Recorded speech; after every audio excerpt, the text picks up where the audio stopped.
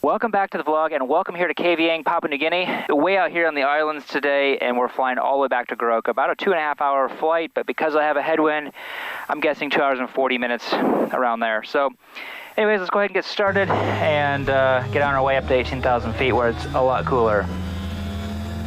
All right, over 14%. Introduce our low idle here, which is just our fuel.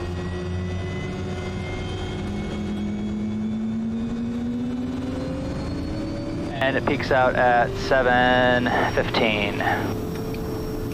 Generator on, prop forward, get our flaps going down to 20 degrees, our alternators on, now that our amps are coming down, and our auxiliary bus. So I got my friend George here with us today. You've met him before. I got my vest as well as a air canister, just because we are going over 50 nautical miles in a single engine over open water. Caps and selectors are good, our controls are all good. Like I said, we're going up to 18,000, but before we do, I'm going to fly by a little island out here. Some of my friends live on it. They're not out there today, but I'm going to fly by one of my friends' islands, show you guys how beautiful it is out here in KVing.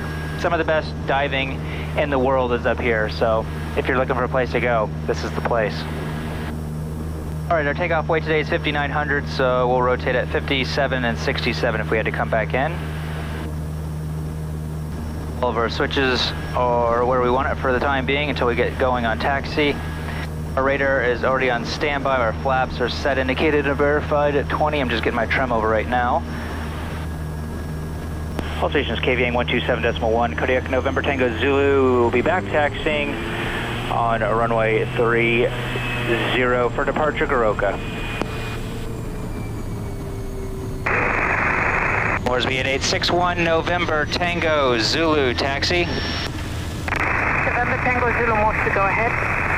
November Tango Zulu taxi KVing, Goroka 1 POB. November Tango Zulu, confirm 1 POB. Affirmative, 1 POB. November Tango Zulu, copy, standby for any traffic. November Tango Zulu. Here to back taxi now. I don't see anybody around here in the pattern at all. Looks like we've got some storms building up out here over to the south, kind of southwest, kind of the direction exactly where we're going. But I still am seeing a lot of blue over there, so we shouldn't have too much trouble finding some holes through it. It should only be for like the first, I don't know, 100 miles or so of navigating, and then after that, it should be clear. Looks like they're doing some work on extending the runway here.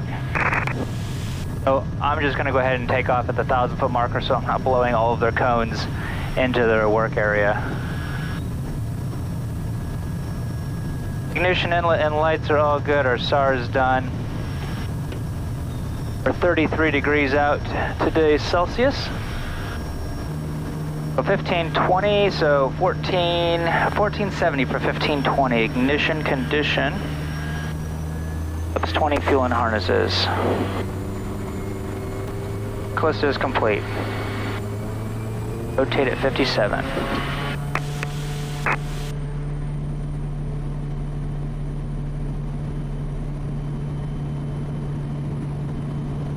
Work is set. Airspeed's alive. There's 57 and rotate. Get a little bit of crap already in there because it's got a crosswind today.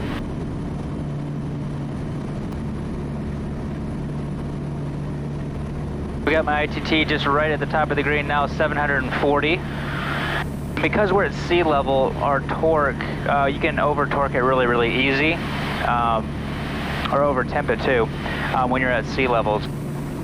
And like I said, we're gonna go swing by this other island right over here. I've got a friend, Noe, that lives out there. Typically, they're not here in country right now, but I'm gonna swing on by just in case you're watching, which I doubt it. But that way you can at least see yeah, your island and how awesome it is here for everybody else. Let's go ahead and put up our flaps. There's 10 degrees, we'll go 0 degrees. We can even bring our prop on back down to 2,000 RPM, which is where we'll have it for our climb out here in just 5 minutes at most. Just looking straight ahead, it looks like kind of a lot of the storm has actually kind of moved a little bit more to the south, which is great. It looks like we should have like a nice clear punch through right out here, maybe 25, 30 miles off the coast. Actually, no, I'm actually heading out that way. I spent a couple of nights out here on this island a couple of years ago, and it is really, really stinking hot out here. But at the same time, it is incredibly beautiful. 500. Okay, look at this little tiny island here. I don't even know if anybody even lives on it because it's so small, but wow. I don't see anything that lives out there. Tiny but awesome. You would think that the coral reefs and stuff would be super awesome snorkeling, but because the water is so shallow everywhere here, the water is so hot. It's like bathtub hot. It's absolutely disgusting.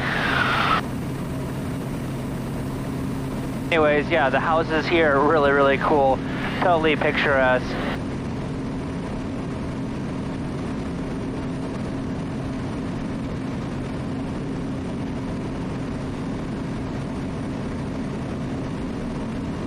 And a lot of just kind of swampy mangroves at the end of it. All right, let's get our ITT right up to 720 for a climb up to 18,000 feet. And get on course. We would turn our landing light off, our engine back to normal. Now we're out of 1,000 foot, and our igniters are turned off. We'll pitch for right around 100 knots just so we can get up out of this kind of hot, muggy area up to 18,000 as quickly as we can. So 99 knots is our best rate of climb, so that's going to give us our most amount of altitude in a given amount of time. So just because we're not in really a hurry to get up there and just kind of climb up, we're just going to go with the best rate today. Towards the 8861 November Tango Zulu departure. November Tango Zulu, Moresby, go ahead. Moresby, November Tango Zulu departed Kavieng, time 30, tracking 232, on climb 18,000. We'll call again, ops normal on the hour. Set goes over the hour. November Tango Zulu.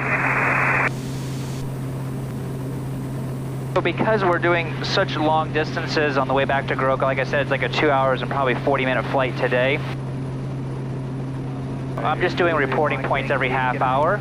I'm going to track... and that's going to be a lot easier than trying to tell them exactly where I am, because there's actually not any reporting points, specific points along this route to Goroka. There is still like Madang and stuff, but it's kind of off track.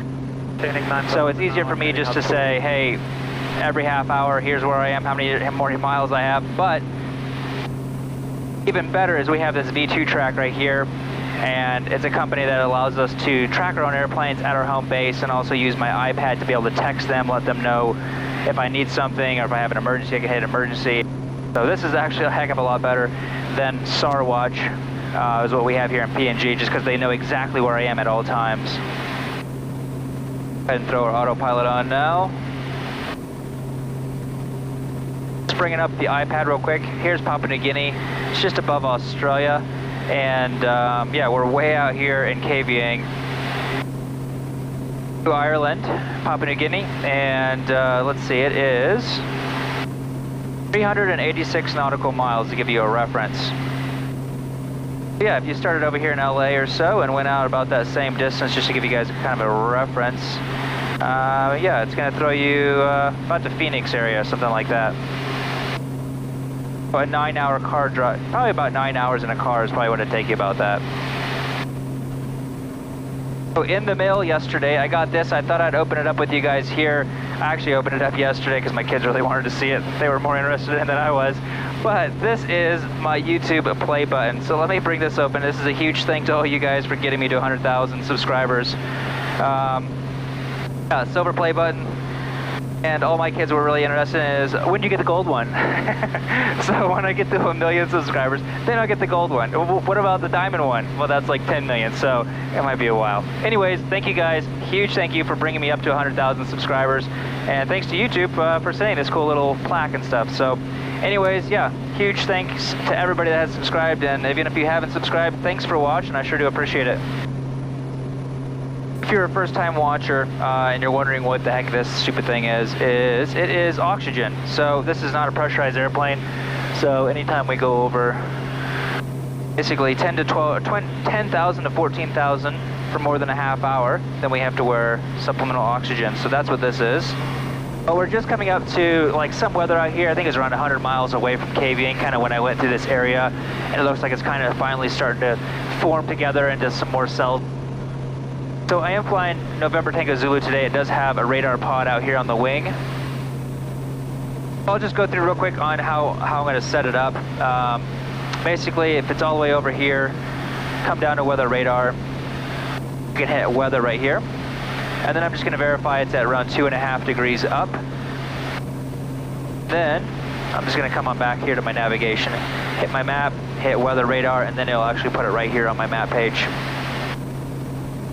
So if I bring it in down to 80 nautical miles, it actually picks it up a little bit more. It doesn't go out terribly far. Maybe like 40 miles realistically is what it picks up, pretty decent. So we're still a little bit far out. It's just barely kind of picking it up. So as we get closer, we'll probably bring it up and I'll show you again what it actually looks like. Then as we continue to go up higher, I have a pulse oximeter. If you guys are single pilot and you guys fly over 10,000 feet, I do recommend getting one of these just because it'll let you know how hypoxic you are, or if you're not. So usually I'll throw this on as I get up to altitude just to see what my blood oxygen levels are. If I start slurring my words or things like that, maybe you guys will know I'm hypoxic. Because we're in a climb and I have it at 2.5, I think it's kind of just shooting over the top of this. So I'm going to bring this right on back down. Let's just bring it down to 0 and see what it picks up. If it's bringing much up, and see how maybe wide this is. It doesn't look like it's very wide at all. It's picking up a little bit there and a tiny little speck out there. So just looking out there, it actually looks like Windy has got it correct today. We use the Windy app for all of our flights and all of our weather. Anyways, I took some screenshots just because I don't have obviously coverage up here right now.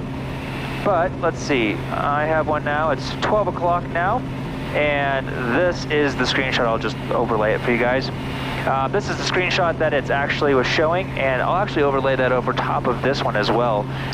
And that's exactly what I'm seeing here. Basically, kind of just a lot of scattered clouds out there, and basically one little cell right here, and that's basically all it. And then it kind of goes a little bit more down there, and that's what it's showing down in this area down here. So yeah, looks like once we pass this area, we got maybe another 50 miles potentially of some kind of higher up stuff, but nothing that we should really kind of come into. We should be underneath of it. And then once we get out another, I don't know, I'm just thinking probably 50 miles, then it should just clear up and just have maybe a little bit of scattered clouds.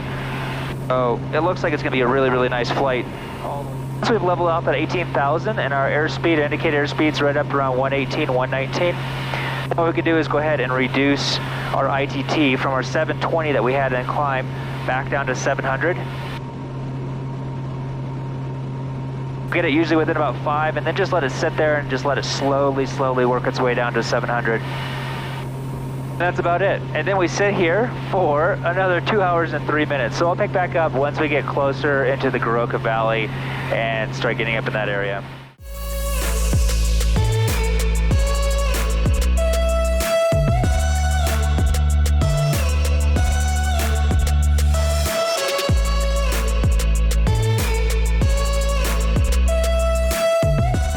Well, we've just got about a half hour left to go, and as you can see, we're almost back to the coast. And you can see I'm a little bit north of my track, and the reason being I'm heading off that way is, let me draw on here, all of these mountains here, all down here, have build-up salts of probably 40,000 feet. So there's really, I'm at 18,000 feet. So right now I'm at -1 degree Celsius. So even though I'm at a safe altitude to punch through that, I'd just be picking up icing, guaranteed, because there's a lot of moisture in those anyways. So my plan is to head up here to the northern side of the Finisterre Mountains, right around the end of it. And usually, not always, but usually there's kind of a gap. So you can kind of see how there's a little bit of a gap right there in the clouds, what it sort of looks like. I'm heading to that once I get to that, I can kind of look around the corner just to see if it is. So if I still do have to go through clouds, which is fine, then I'll actually have to drop down to probably 14,000 feet, just so I can get to a little bit warmer of an altitude, just so I'm not going to be picking up icing, because all we have is pitot heats on this plane. It's not rated for icing. That's what I'll have to do. Where's the 120.1 November Tango Zulu position?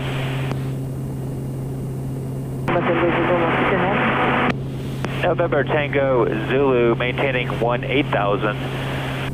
Tracking up to 10 miles of right of track due buildups. Estimating Goroka 0403. November Tango Zulu 18,000, 10 miles right of track. No reported traffic. November Tango Zulu. The chime you just heard is basically from my home base. Just sent me a V2 text, just saying that the Bennett Gap is more than likely plugged up with clouds. So I can either try the, here you go, right here, the Bennett Gap.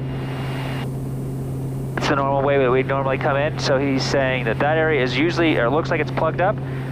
Maybe the dirty water down here might work out, or I can just come in at my minimum safe of 14,000 feet, get into the valley, and then just drop on down, because more than likely it's probably going to be open up inside the valley once we get in there.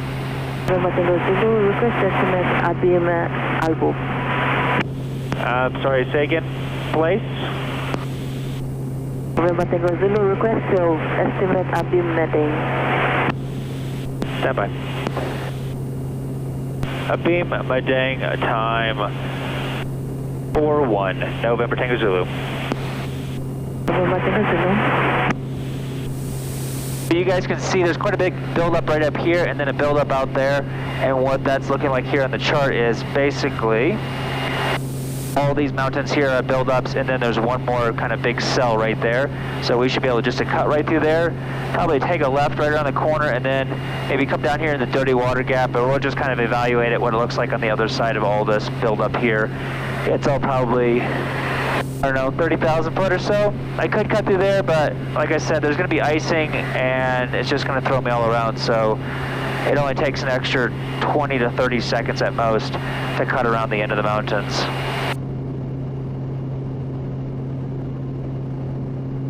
We're just coming around the corner Vertical now. track. There's Betty letting me know it's time to come on down. Let's start on down. I've already got a preset up to come down at basically 1,000 feet per minute.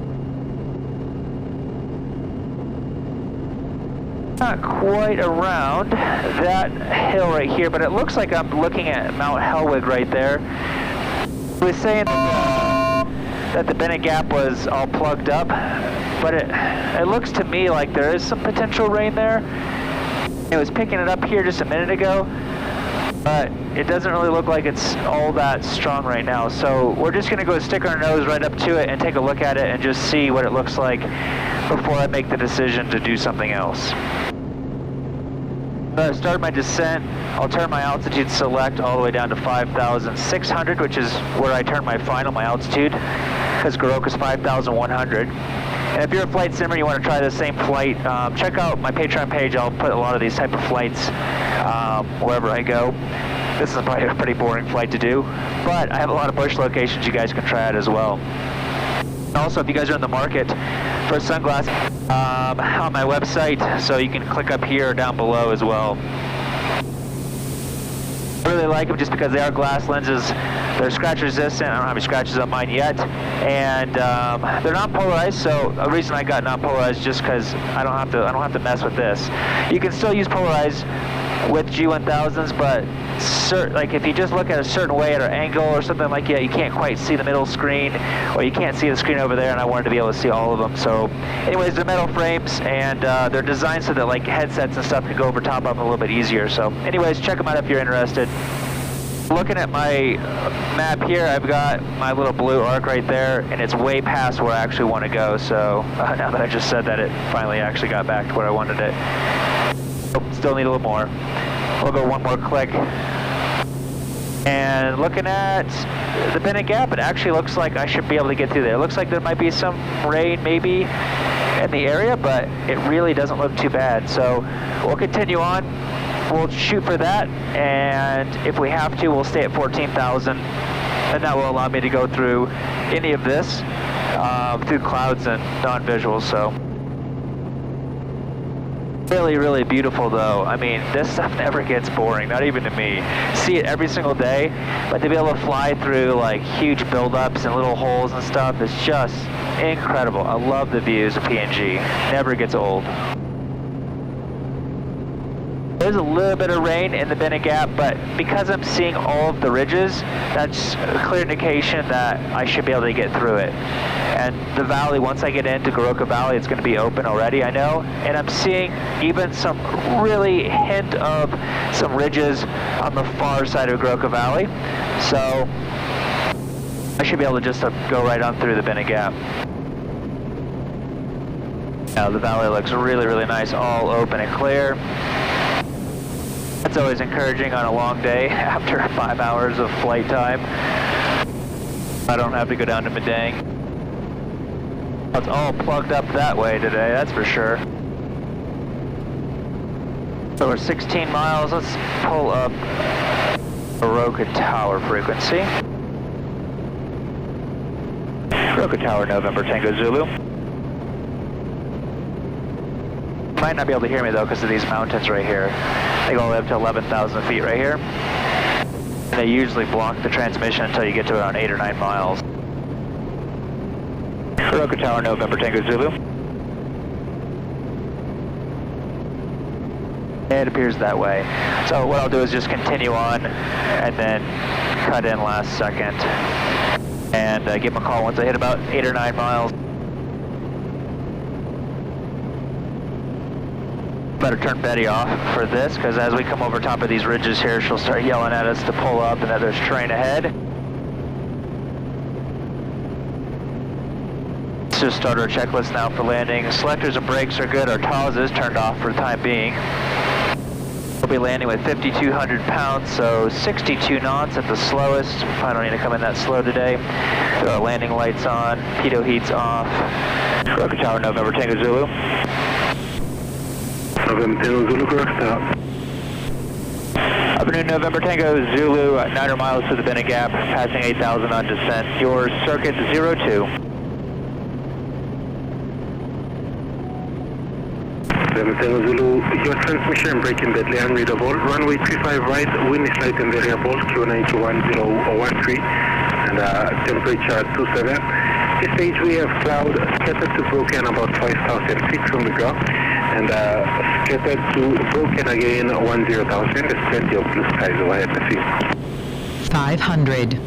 Copy 1013, now 7 miles to the Bennett Gap, your circuit 02, November Tango Zulu.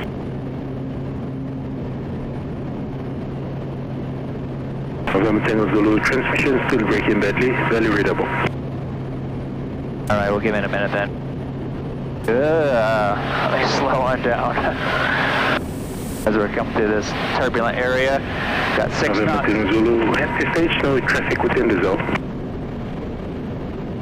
6 knots of wind coming right over top of that. That's what's giving me all this turbulence, is it's just kind of spiraling right over, so I'm just going to slow on down. And Goroka Tower, November Tango Zulu, 6 miles, 1013, tracking for a right base 35 right.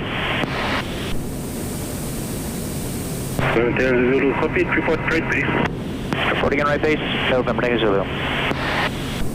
Alright, lights and inlet, we can do inlet. We've already got our lights, we can throw our prop forward. See this little field right down here in front of me? I rode up here on my motorcycle, I don't know, I guess it was last year sometime. What a view, it is so beautiful. Oh, that bird just came so close to smacking. Wow, that was really close. Anyways, yeah, rode up to this little area right here and then down through those mountains. Some of you guys had asked if I could make some videos on motorcycles. I've thought about it, but it's such a hard niche to get into on YouTube that I just don't know if it's worth my time, to be honest. I've made some in the past, you can check out my channel, but it just takes so mumuch time to make. Getting inlet done. If we do need to go around, power up, 20 degrees of flaps, pitch for 73, maneuvers required, and reset ITT to 740. Up and harnesses are good. We'll do 10 degrees of flaps. Goroka Tower, November Tango Zulu, right base 35 right. Runway 35 right, clear to land. Clear land 35 right, November Tango Zulu. About 13 knots of wind coming out of here, so potentially, well, probably will be a tailwind landing, as always, here in Goroka in the afternoons. I think the most I've had is like 22 knots of like quartering tailwind into Goroka. That's always exciting. All right, because we don't need to, we've got a tailwind, I'm going to come in with my VREP at 70 knots just in case I have any downdrifts and whatnot, and because it is a tailwind, it'll just put me in a little bit faster, but it's not that big of a deal to come in a little bit faster. I still have 15 knots of tailwind is what it will be.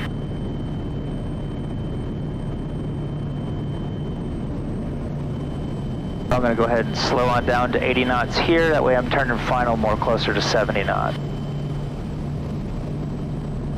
Turn final at 1.6 nautical miles at 500 feet. 500. Full flaps, checklist is complete. Turning final and slowing to 70. We're down 11 knots of tailwind.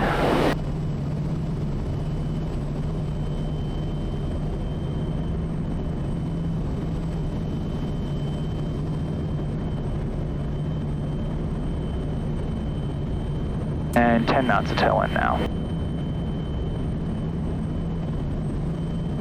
It's nice that I've added that just because I'm kind of bouncing all around with my airspeed a little bit.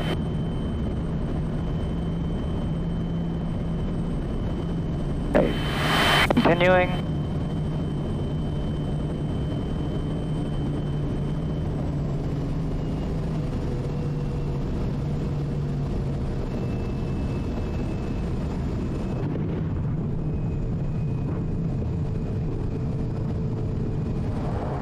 That was a long flight for me, probably not so long for you guys.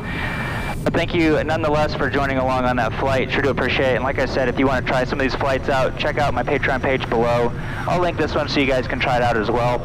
Both these airstrips are on all the flight simulators. And welcome to Goroka.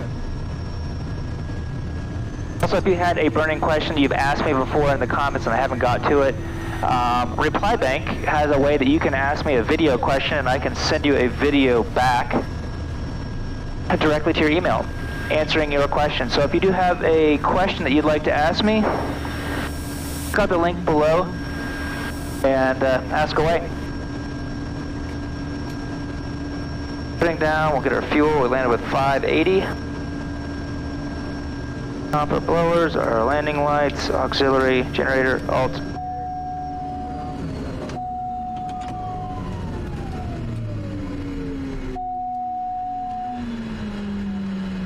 Thanks again, guys.